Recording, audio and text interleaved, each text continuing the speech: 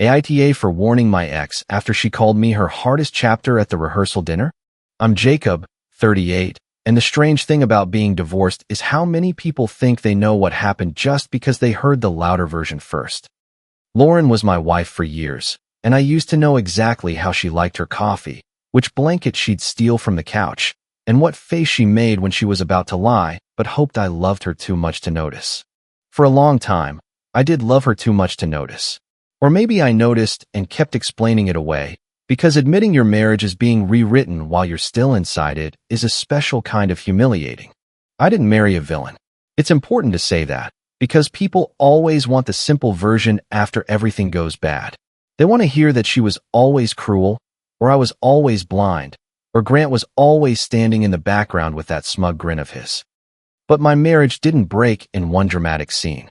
It cracked in small, ordinary moments that I kept trying to sand down with patience. Lauren used to wake up before me on Sundays and make terrible coffee. I mean, truly terrible. She would use too much creamer, forget the filter once every few months, and insist it tasted better because she made it with intention. She would sit on the couch with one leg tucked under her, dragging the same gray blanket over herself even when I was using it first. When we fought back then, it was about groceries, laundry, or whose turn it was to call someone back. Normal stuff. Annoying stuff. Married stuff. Then Grant started coming up. At first, he was just someone in our wider social circle. Not my best friend, not hers, just a guy who showed up at birthdays, cookouts, and holiday dinners. The kind of person everyone knew without really knowing. He was 40, loud in that way people call confident when they like you and obnoxious when they don't. Lauren laughed at his jokes more than they deserved, but I didn't think much of it. I'd laughed at worse jokes just to keep a table from going quiet. The first real change was her phone. Lauren had never been secretive with it before. We weren't the kind of couple that went through each other's messages, but if her phone buzzed while she was in the shower, she'd call out, "Can you see if that's my sister?" If mine lit up while I was driving, she'd read the text out loud and answer for me. Then one night, she changed her password. I noticed because she asked me to pull up a recipe she had saved, and when I typed the code we'd both used for years, it didn't work. "Oh, I changed it," she said too quickly. I looked up. She was standing near the kitchen island, chopping cilantro like it was the most interesting thing in the world. "Okay," I said. "What is it?" She didn't answer right away. The knife stopped. Then she let out a small laugh. "Jacob, why do you need my phone password?" I remember the way my stomach tightened. Not because of the password, but because of the performance around it. "You asked me to open your recipe. I can do it." She wiped her hands and took the phone from me. "It's just weird that you asked like that." "Like what?" "Like you're entitled to it." That was the first time she used that tone with me. Soft and disappointed, like she was explaining my own behavior to me instead of answering a simple question. I let it go. That became a theme for a while. A few weeks later, coffee with Grant started happening. Not dates, according to Lauren. Never dates. Just catch-ups. Just venting. Just, he gets the pressure I'm under. She would say she was meeting him for a quick coffee and come home 3 hours later. Then 4. Then after midnight. One Thursday, she came in quietly around 12:30, trying not to make the floor creak. I was sitting at the dining table with a glass of water I'd stopped drinking an hour earlier. She looked startled when she saw me. "You're awake?" Hard not to be. She sighed before I even said anything else. "Please don't start." "I'm not starting anything. You said coffee. It's after midnight." "We were talking." "For 5 hours?" She dropped her purse on a chair. "Yes, Jacob. Adults talk. Not everything is suspicious." She smelled like his cologne. I knew because Grant wore too much of it, something sharp and expensive that entered a room before he did. I didn't say that. It felt insane to say out loud. It felt like I would become the jealous husband she was already making me out to be. So I asked the practical question. "Can you just text me next time if you're going to be late?" She stared at me, her eyes already wet. "This is exactly what I mean." I blinked. "What?" "You make me account for every breath." That sentence would come back later in more than one version. With friends. With family. Online. In those vague little captions people post when they want sympathy without facts. Choosing peace. Learning to breathe again. I had to lose myself to find myself. At the time, I still thought we were having marital problems. I thought maybe she was unhappy and didn't know how to tell me. I thought therapy might help. I thought if I stayed calm enough, loving enough, and reasonable enough, she would stop treating me like an obstacle in a story she had already started telling herself. Grant became the measuring stick she used to hit me. Grant actually listens, she said one night while we were folding laundry. I tossed a towel into the basket. I'm listening right now. No, you hear words. You don't listen. What does that mean? It means I don't feel small with him. I remember staring at a half-folded shirt in my hands because looking at her face felt too dangerous. If I looked angry, I was proving her point. If I looked hurt, she would call me manipulative. So I folded the shirt badly and put it in the wrong pile. Later, she called me boring. Then too safe. Then not ambitious enough. She said it like she was being brave for admitting it. I feel like I'm disappearing, she told me. Because of me? She shrugged. Because of the life we built. That hurt more than if she had said yes. Then the money started looking wrong. We had a joint account for bills, mortgage, utilities, groceries, insurance. Boring adult things that don't sound dramatic until thousands of dollars start sliding out of them. The first charge I noticed was from a hotel bar. Not a hotel room, a bar. It was enough money to be more than a couple of drinks, but not enough to be obvious if you weren't looking. I asked her about it while she was unloading the dishwasher. What hotel bar? She said. I showed her the bank app. She glanced at it for 1 second. It was a business lounge. With Grant. Her face changed. Not guilt exactly. More like anger that guilt might be expected. Wow. What? You saw a charge and your first instinct was to interrogate me. It's our joint account, Lauren. I'm allowed to have personal expenses. Personal expenses don't usually come out of the account we use for bills. She laughed once, a sharp and joyless sound. There it is. What is? The money thing. The control thing. You can't stand not knowing every detail. It's not controlling to ask where our mortgage money went. She closed the dishwasher so hard the plates rattled. After that, she got smarter. Or she thought she did. There were smaller withdrawals. Gift receipts from stores she said were for friends. A flight charge she claimed was for a girls' weekend that somehow none of the girls ever mentioned. Venmo payments with captions like thanks and coffee and one with just a blue heart, sent to Grant and then made private before I could screenshot it. I know how that sounds. Like I was watching every penny, stalking her account, building a case while pretending to be a husband. But that's not how it felt when I was living through it. It felt like trying to locate the floor in a house where someone kept moving the furniture and telling you that you were clumsy. The old friend group shifted before the divorce papers were even filed. At first, it was subtle. Group chats where my texts got ignored, then answered hours later with one-word replies. Invitations that accidentally didn't reach me. People who used to slap my shoulder when I walked into a room suddenly giving me careful half-smiles. Avery was the one I noticed most. Avery had been one of those mutual friends who seemed fair because she was friendly to everyone. She was 34, usually the person who remembered birthdays and brought extra paper plates to cookouts. After Lauren started her choosing myself era, Avery stopped inviting me to things. No big confrontation. No announcement. Just silence. One night, I texted her after seeing pictures from a dinner I clearly hadn't been invited to. Did I miss something? She answered the next morning. I just think Lauren needs space right now. I stared at that message for a long time. Needs space from what? From me existing? From people asking basic questions? I typed 3 different replies and deleted all of them. Then the messages from others came in. Just let her heal, man. I heard what happened. Not cool. I don't want to get involved, but I think you owe her space.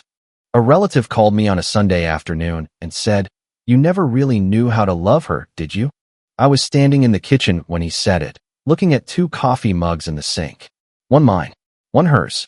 We were still living in the same house then, still stepping around each other like actors in a play nobody wanted to finish.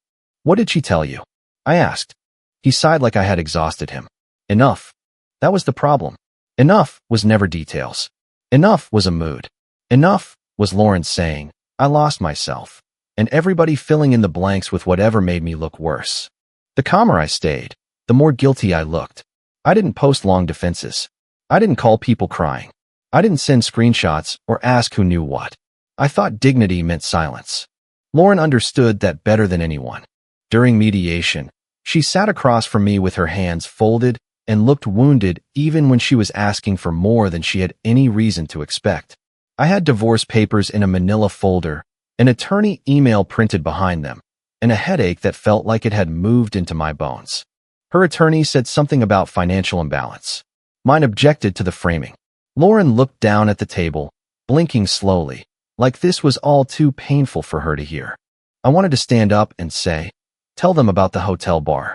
Tell them about Grant. Tell them about the money." But I didn't have the whole picture yet. I had suspicions, charges, and things that looked ugly but could still be twisted. And Lauren had already built the emotional version of the story. If I came out swinging, I would look exactly like the man she had described. After mediation, I sat in my car with both hands on the steering wheel, breathing through my nose because I was afraid if I opened my mouth, I would yell loud enough for the parking lot to hear. Lauren walked out 10 minutes later. She looked calm, relieved, even. She put on sunglasses and made a call before she reached her car. I pulled out my phone and drafted a post that started with, "Since everyone seems comfortable believing Lauren." I attached 2 screenshots, then 3. Then I deleted the post because even I could hear how wounded it sounded. That night, my best friend Cole came over. Cole is the kind of friend who will bring food without asking what you want and then insult you gently until you eat it. He was 39, blunt, loyal, and one of the few people who never treated my silence like an admission. He found me at the table with bank statements spread out in front of me, a yellow highlighter uncapped, divorce papers pushed to the side. "You look like a conspiracy board without the string," he said. "She's telling everyone I controlled the money." I know. She moved money out of our bill account, and I'm the controlling one because I asked about it. I know. I should send this to everyone. Cole leaned against the counter. No. I looked up at him. No. Not like this. You haven't even read it. I don't need to. You're shaking. I was. I hated that he noticed. He picked up one of the statements and looked at the highlighted charges.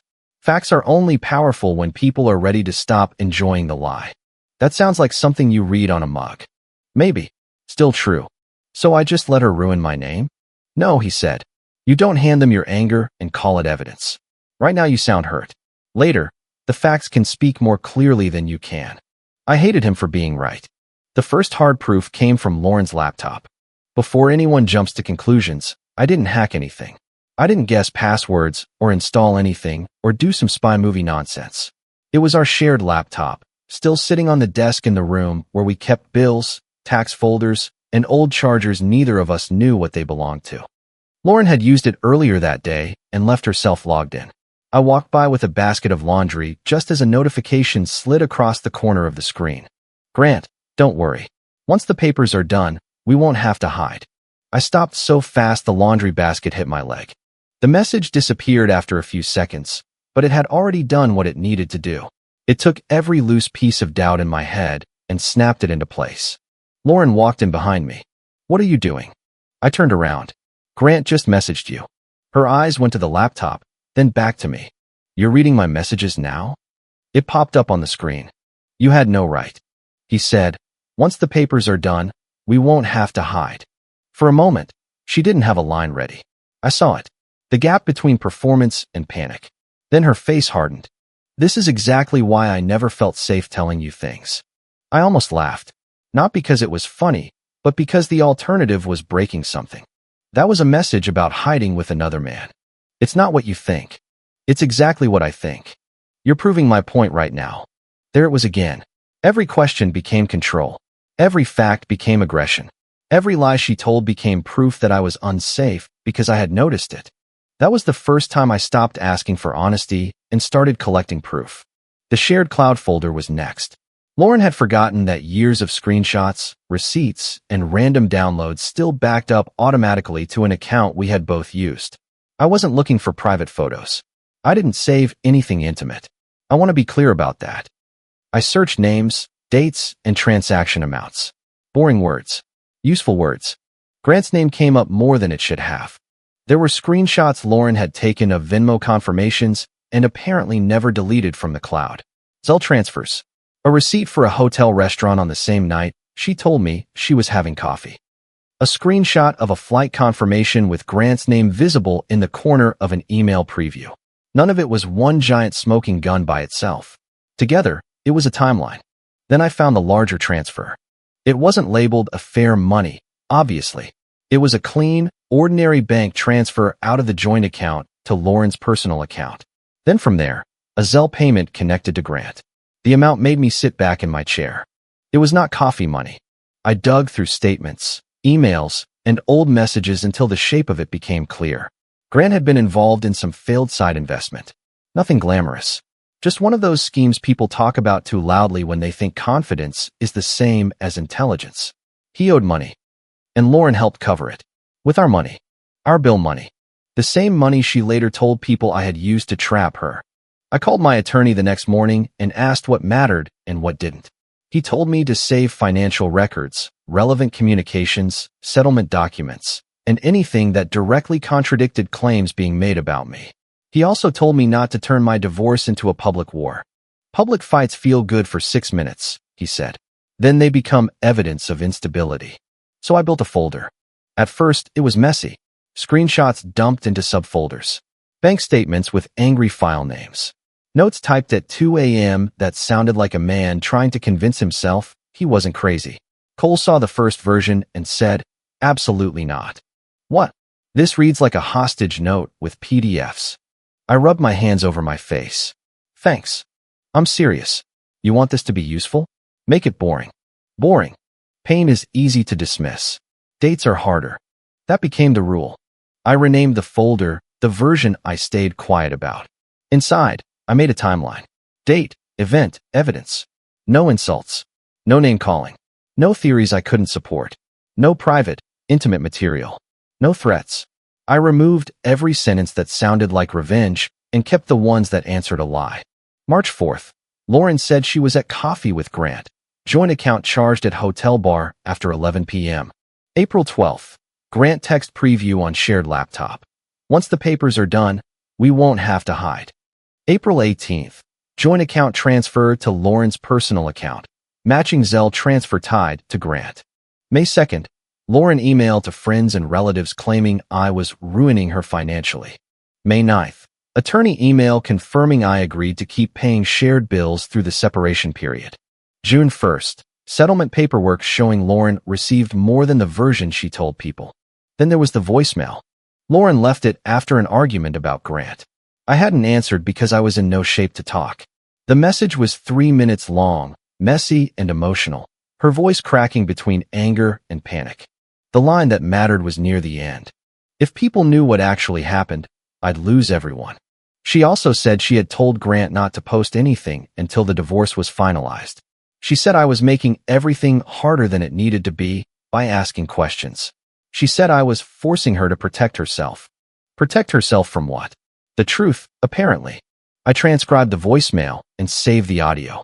I printed the transcript and put it behind the bank transfer records. I highlighted nothing in the final version. Highlighting felt too emotional. I wanted anyone reading it to find the truth without me pointing at it like a man begging to be believed. Meanwhile, Lauren's story grew legs. She told people she had escaped a marriage where she couldn't breathe. She told them I controlled money. She told them I dismissed her feelings. She never said, "Jacob hit me," or anything that specific, because specifics can be challenged.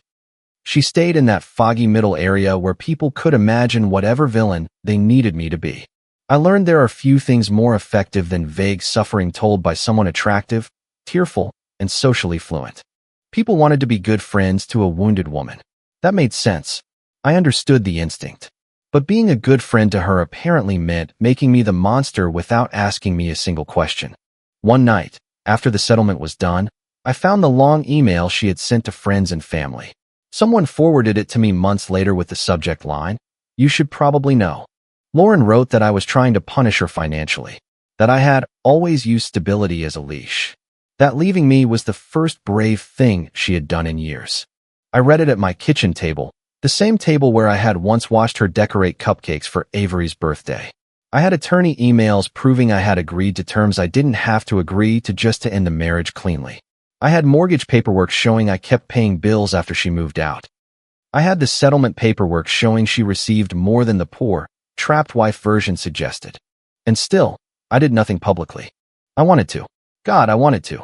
At 2:07 one morning, I wrote a post so long my phone started lagging. I attached screenshots, bank statements, and the voicemail transcript. I wrote, Since everyone wants a villain, here is the timeline.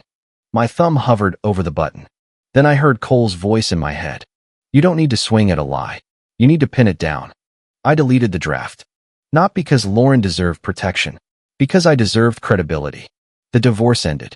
Lauren moved fully into her new life. Grant appeared in photos after a polite delay, like a product launch scheduled after a scandal cooled down. First, he was tagged at group dinners. Then he was standing beside her in holiday pictures. Then people acted like they hadn't spent months pretending he was just a friend who had nothing to do with anything. I didn't chase her. I didn't beg. I didn't send late-night messages asking why I wasn't enough. I didn't ask Grant for a man-to-man conversation, which is usually code for two idiots trying to turn pain into a parking lot scene. I rebuilt quietly. Quietly does not mean peacefully. There were days I woke up angry before I remembered why. There were grocery store aisles where a song would come on, and I would suddenly be back in the kitchen watching Lauren take her phone out of my hand.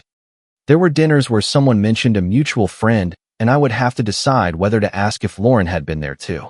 The folder sat on a hard drive and in a secure cloud backup.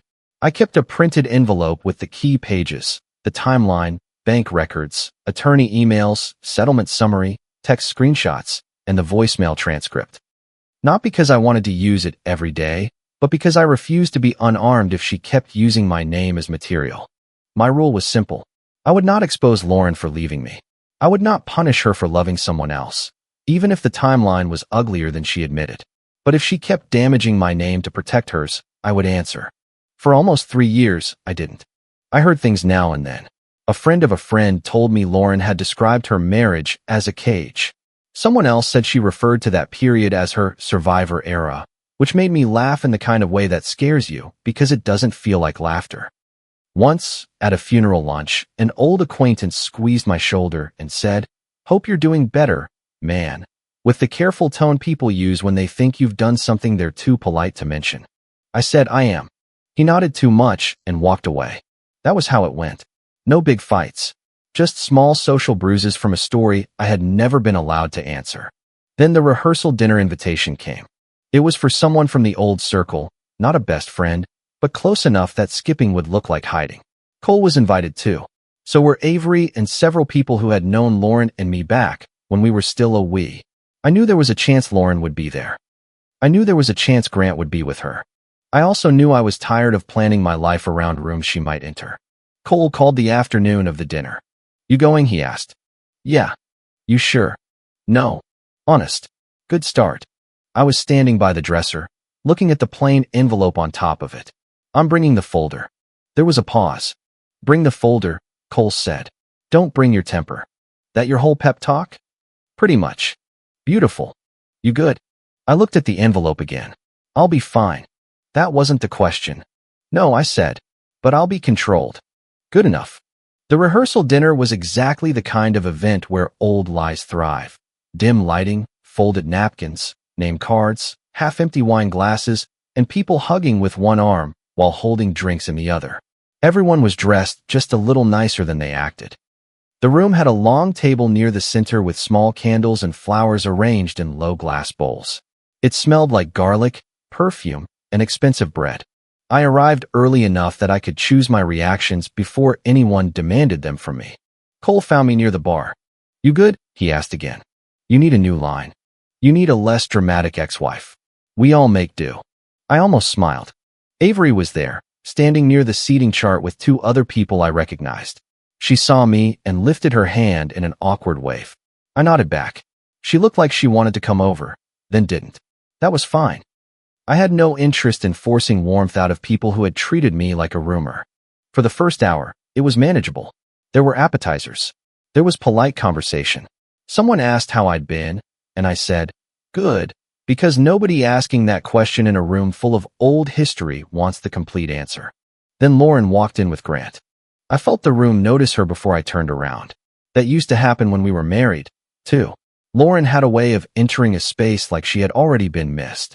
She wore a dark green dress and a smile polished smooth from practice. Grant had his hand on her lower back, scanning the room with the smug ease of a man who thought time had turned consequences into dust. Lauren saw me near the table with the place cards. For half a second, she froze. It was small. Most people would have missed it. Her smile held, but her eyes stopped moving. Then she recovered and leaned closer to Grant, saying something that made him glance at me. He smirked. I took a sip of water. Cole, beside me, muttered, "That guy's face is a tax penalty. Don't make me laugh." Then stop looking murdery. I'm not. You're looking very organized murdery. I set down my glass. I'm fine. Lauren didn't come over immediately. That would have looked too direct. She worked the room first, hugging people, touching arms, laughing softly. Grant followed, occasionally adding a comment loud enough to remind everyone he was there. I watched her perform and hated how familiar it felt. At dinner, I was seated halfway down the long table. Cole was across from me. Avery sat a few seats away. Lauren and Grant ended up close enough that I could hear them when the general noise dipped, which it did often because rehearsal dinners are full of people who don't know how much they're supposed to care. For a while, Lauren behaved. Then someone asked her how she and Grant were doing. She gave that soft smile, the one that came with lowered eyes and a little breath through her nose. "We're good," she said. "Really good." It took me a long time to believe I could have something peaceful. Grant squeezed her shoulder. A woman across from her said, "You deserve that." Lauren nodded like she was accepting a blessing. I kept cutting the chicken on my plate into smaller and smaller pieces even though I had stopped eating. Someone else asked, "Was it weird coming tonight? I mean, with Jacob here?" Avery shifted in her seat. Cole looked at me. Lauren let out a tiny laugh. "No, it's okay. I've done a lot of healing." The table got quieter in that way people pretend not to notice. She continued, because of course she did. "I spent years shrinking myself for someone who couldn't love me properly. So I'm not angry anymore. That was my hardest chapter, but I'm grateful for who I became after it." My hand went still around my fork. There it was. Not just the old story, but my name as the shadow behind it. My marriage, turned into her brand. My silence, repackaged as her proof. Grant looked down the table at me and smiled like he had won something. The person who had asked the question looked uncomfortable now, but not enough to stop it. "That's mature of you." Lauren looked directly at me then. "I just hope he's finally learned to be kinder." The room didn't go silent all at once. It happened in layers. First, the people nearest her stopped moving. Then the people who sensed a shift looked over. A fork touched a plate too loudly. Somewhere near the end of the table, someone gave a nervous cough. I set my fork down. Cole's eyes were on me, steady, not warning me, just checking. I wiped my mouth with the folded napkin, placed it beside my plate, and looked at Lauren. I stayed quiet when silence only hurt me. I said, "I'm not staying quiet while you keep using my name to sell your story." Lauren's face tightened. "Jacob, can we not do this in front of everyone?" I almost admired it. She had brought me up in front of everyone, but accountability needed privacy. I leaned back slightly. "You just did it in front of everyone." Grant scoffed. "Man, this is pathetic." I turned to him. "You'll want to read before you pick a position." He laughed. "Read what?" I took my phone from my pocket. The group chat still existed. Not active like before, but alive enough. It had old friends, Avery, a couple of relatives by marriage, and several people in that room who had watched my reputation get buried under Lauren's careful language. Years earlier, I had stayed in it and said almost nothing while people posted vague support for her and careful silence toward me. My thumb didn't shake this time. I uploaded the folder link. Then I placed the plain envelope on the table and slid out the printed timeline. The first page had the title in simple black text. The version I stayed quiet about. Lauren stared at it like it was a weapon. "What is that?" she asked. "Dates," I said. "Jacob." Her voice dropped. "Don't." I looked at her for a long moment. Years earlier, that tone would have stopped me. It would have made me feel cruel before I had even defended myself. Not anymore. "I let you tell your version for years," I said. "Tonight, I'm only correcting the parts that involved me." Phones started buzzing around the table. Avery picked hers up first. I saw her face change as she opened the link. Cole didn't touch his phone. He already knew what was in there. Lauren stood halfway from her chair. "This is insane." "No," I said. "It's organized." Grant snorted, but the sound had less confidence in it now. "You kept a folder?" he said. "That's not normal." "Neither is letting another man pay for your failed investment with money from my marriage," I said. That landed. Not loudly. Not like in a movie. Real rooms don't gasp in perfect timing. Instead, people blinked. Someone whispered, "What?" A phone screen got passed from one person to another. Avery's eyebrows pulled together as she scrolled. Lauren's eyes flashed. You are humiliating me. No, Lauren. You humiliated me with a lie. I'm answering with dates. You're proving my point right now. There's a bank statement on page 4. Her mouth opened, then closed. I watched her realize that emotion wasn't going to outrun paper this time. Avery spoke first. Her voice was quiet. Lauren. Lauren turned toward her too quickly. Avery, this is not what it looks like. Avery kept looking at her phone. There's an attorney email here. I don't know what he put in there. It says he kept paying the mortgage through the separation. Lauren swallowed. That doesn't mean he wasn't controlling. I nodded once. Fair. So keep reading. Grant pushed back from the table. I'm not getting dragged into your divorce drama. Cole finally moved. He rested his forearms on the table and looked at Grant.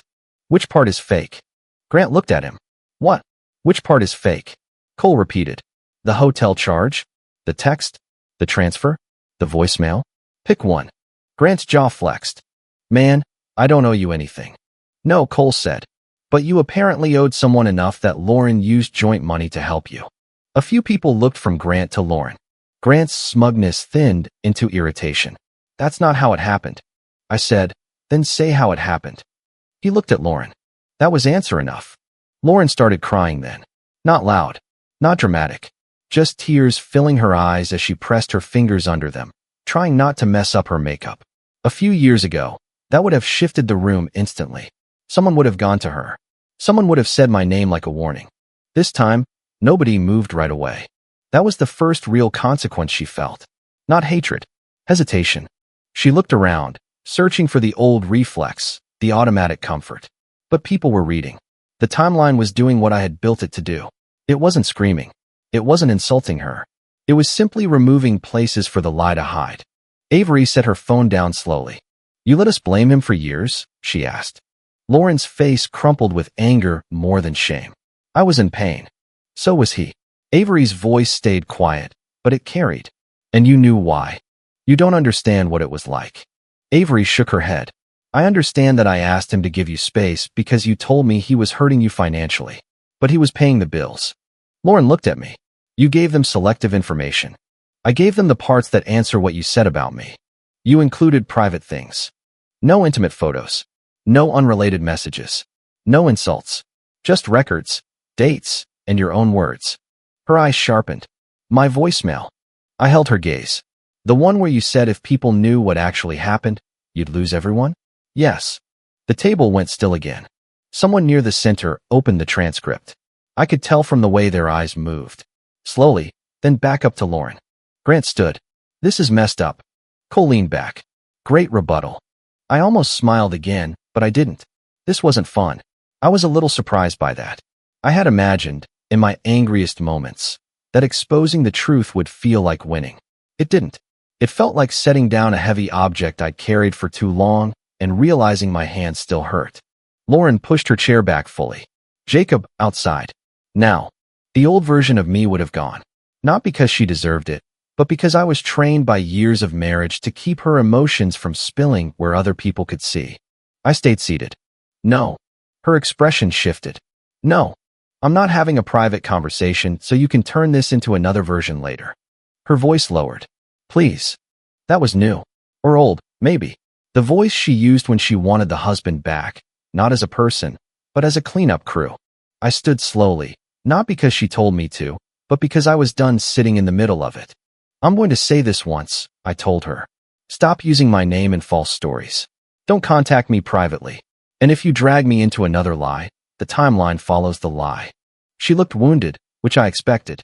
So you're threatening me? No. I'm setting a boundary. You're enjoying this. I shook my head. No, Lauren. That's the sad part. I'm not. A man who had texted me years earlier to let her heal cleared his throat. He wouldn't look directly at me. Jacob, he said. I didn't know. I looked at him. You didn't ask. His face reddened, and he nodded once. Yeah. That was the closest thing to an apology most people in that room were capable of at first. Not tears. Not speeches. Just discomfort where certainty used to be. Lauren turned on Grant. Say something. Grant's face had gone hard. What do you want me to say? Tell them he's twisting it. Grant glanced at the phones, the papers, the people watching him. I'm not doing this here. Of course you're not, I said. He pointed at me. You're obsessed. No, I said. I'm prepared. There's a difference. Cole stood too, his chair scraping back. Are we done? I looked around the table once. I didn't need everyone to believe me. That was another thing I had learned too slowly. Wanting universal approval is how liars keep you performing forever. I just needed the people repeating Lauren's story to know there was a cost to doing it again. Avery looked like she wanted to say something, but not there. I appreciated that. For once, someone understood timing. I picked up the empty envelope and left the printed pages on the table. Lauren whispered, Jacob. I paused. She said, I'm sorry you felt hurt. There it was. The apology-shaped object. Smooth on the outside, hollow in the middle. I turned back. I'm not accepting an apology that still avoids the truth. Her tears stopped then. Anger replaced them fast, like it had been waiting under the surface the whole time. You always needed to be right. No, I said. I needed to stop being useful as your villain. I walked out with Cole. The night air outside felt colder than I expected. I stood near the entrance and took one long breath. My hands were steady, but my chest felt strange, almost bruised from the inside. Cole stood beside me without saying anything for a minute. Then, because he was Cole, he asked, You good? I laughed once. A real laugh this time, small and tired. You are physically incapable of new material. Answer the question. I looked back at the building. Through the windows, I could see shapes moving, people leaning over the table, someone gesturing with a phone. Lauren was no longer the center of sympathy. She was the center of questions. I'm not good, I said, but I'm done. Cole nodded. Done is better than good sometimes. We left before the dinner ended. I didn't stay to watch Lauren fall apart. I didn't need to see Grant abandon her in real time, though I heard later he did a version of that. Not dramatically. Men like Grant rarely make dramatic exits when there's no audience left to impress. He just got quieter. Then he stopped showing up to certain things. Then someone told me he and Lauren were taking space, which was the same soft language she used when she wanted ugly facts to wear clean clothes. The aftermath came in pieces. That night, the group chat exploded, then went silent, then split into smaller conversations I wasn't part of. A few people left. One person wrote, This should have been private, which told me everything I needed to know about what kind of public lies they were comfortable with. Another asked why I had waited so long. I typed back, because I thought silence was dignity. I was wrong once it became permission. Then I muted the chat. The next morning, I had 7 missed calls from numbers I recognized, and 1 from Lauren. I deleted hers without listening. She texted once. You didn't have to destroy me. I answered. I told the truth about what you said I did. Don't contact me privately again. Then I blocked her. Avery texted that afternoon. Her message was short. I should have asked you. I didn't. I'm sorry. I stared at it longer than I expected to. Part of me wanted to punish her with silence. Another part of me remembered that she had been one of the only people in the room willing to say the obvious out loud once she saw it. I wrote back, Thank you for saying that. She replied, I believe the easier story. I didn't answer right away. Then I typed, A lot of people did. That was enough. Other apologies were worse. One guy sent, Sorry if I made things weird back then. Weird. Back then. The holy trinity of not quite taking responsibility. I left that one unanswered. A relative called and said he never meant to pick sides. I reminded him of the Sunday call, the one where he asked if I ever knew how to love my wife. He went quiet. I was going off what I'd heard, he said. I know. I'm sorry. That one I accepted, not because it fixed anything, but because at least it named the harm without hiding behind confusion. Over the next few weeks, Lauren's public language changed. The captions stopped, or at least the ones that involved me did. No more surviving my hardest chapter. No more little references to cages and breathing and peace that required everyone to imagine me holding the bars. Someone told me she was furious that I had ambushed her. Someone else said she was telling people I had been saving things for years, like that made me dangerous instead of tired. Maybe some people still believed her. I'm sure they did. Some people would rather protect the version of events that made them feel kind than admit they helped hurt someone. I stopped trying to convert them. The point was never to make everyone love me again. That would have been its own kind of trap. A few days after the dinner, I opened the folder on my laptop.